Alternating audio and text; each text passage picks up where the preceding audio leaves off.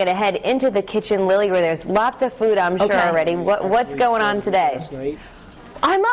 I'm up, they're saying to me. Marty, Quinn, and I are talking pork sliders. Listen, you start to talk about food and sitting out in the sun and just enjoying the weather and enjoying some good food, and I get very distracted, as you can tell. Marty, please tell us what is in this recipe that we're making this morning. Well, the reason I made this was because I figured summertime, people doing barbecues, and also for ease of cooking, because you can make it ahead of time, I decided to do pulled pork sliders. I love that. And, you know, you say ease of cooking, but you actually have to cook it for a while, the pork, right?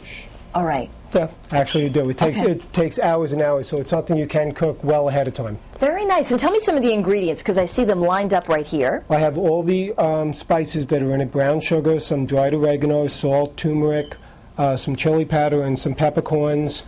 That's what I'm going to use is the dry rub to go on the pork. Very nice. We're going to sear it off, and then I've got all kinds of different ingredients to put in there for the sauce itself. Especially some Jack Daniels, and I have some homemade barbecue sauce. And then again, it needs to simmer for anywhere from 3 to 4 hours. You can't ruin it. Well, I tell you what, we are going to start cooking this up in just a moment. You can get the recipe and ingredients online at foxprovidence.com. For now, though, over to you.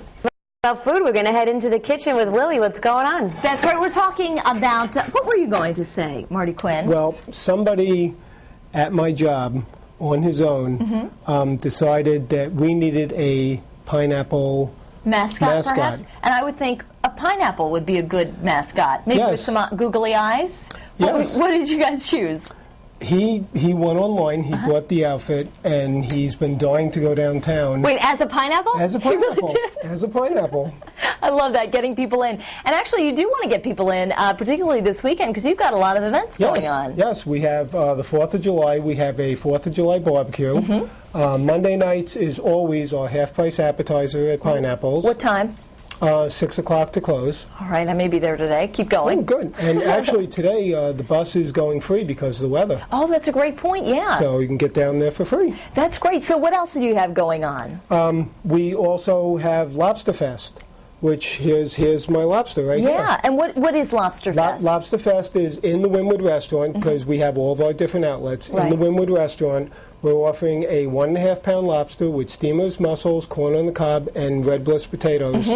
For, make sure I got the right price, double check. $27. Not bad, not bad, and a kind of a classic New England meal there. Very much. Well, Marty, in just a second, we're going to get back, and I want to start making up these pork sliders, because I'm very interested in those this morning. I have to tell you, your barbecue sauce that's homemade smells like heaven, so I'm going to be having a couple of those.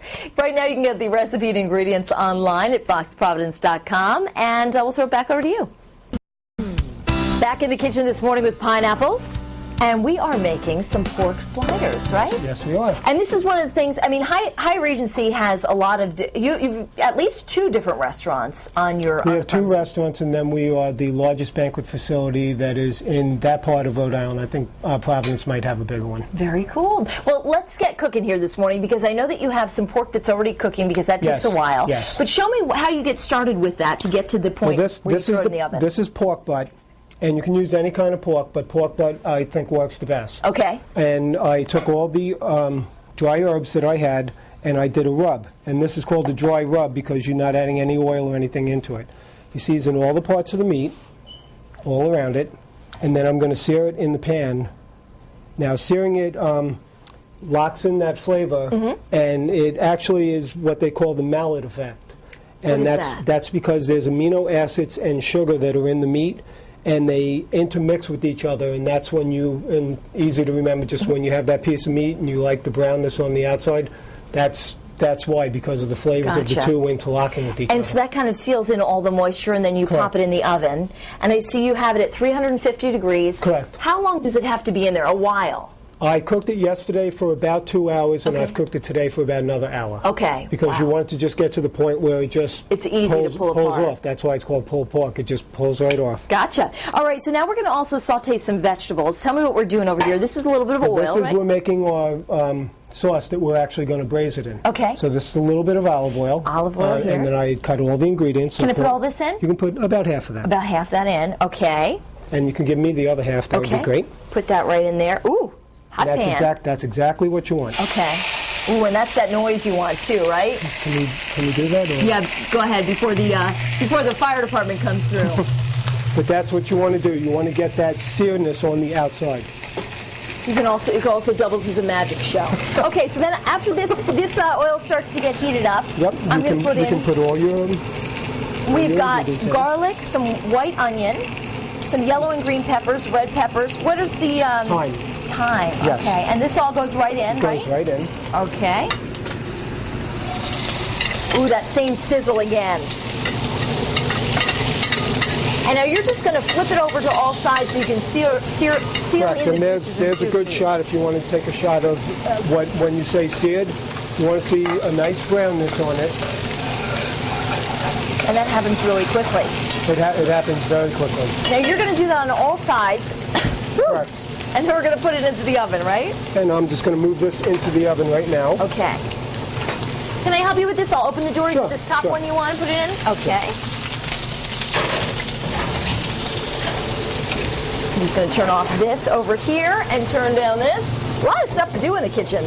No wonder you guys are so skinny. You're always hopping around. All right. Now, after this is sauteed, this is a little bit of the Jack Daniels. Okay. You pour that in, and you can just pour all the other ingredients. A little beef stock. This is the beef stock? Mm-hmm. Very nice. Okay. And then that's orange juice.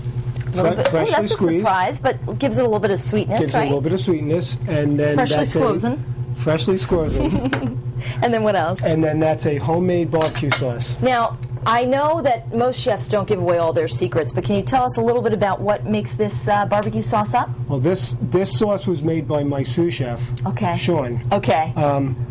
He put in some anchovies, Okay. and he put in ketchup, some molasses, and some onions, garlic, a little bit of brown sugar, and reduced it. And I thought the anchovies was a pretty unique thing. That is really unique. I like that. And you know what's nice is when anchovies can be kind of pungent, but when you put them in something like this, you really don't get you just get the essence of them. When I first heard him say that, I was kind Were of you nervous? I was kind of a little taken back, and then I tasted it, and it really tasted good. Well, I'm just going to put this in here, and then this makes up this this deliciousness over here. Now, we only have a few seconds left, so, Okay, so here is... I know what you'll do is after it's been searing and cooking for so long, you just basically pull it apart with a fork. Correct. Hence the name fork-pulled pork sandwiches. And look how tender that is as it starts to come off. Well, you know what? I'm going to sneak a bite even before we put it on the roll. How about that? Because it just looks so tender and delicious. But this is one of the specialties that you serve up at Pineapples. Yes, Tell people it is. where it's located. Pineapples is on Goat Island in Newport. And again, today is a great day to do this because you have free bus rides to get down there. And Marty makes a great point. And actually, Michelle, I want to throw it over to you because the weather is going to be so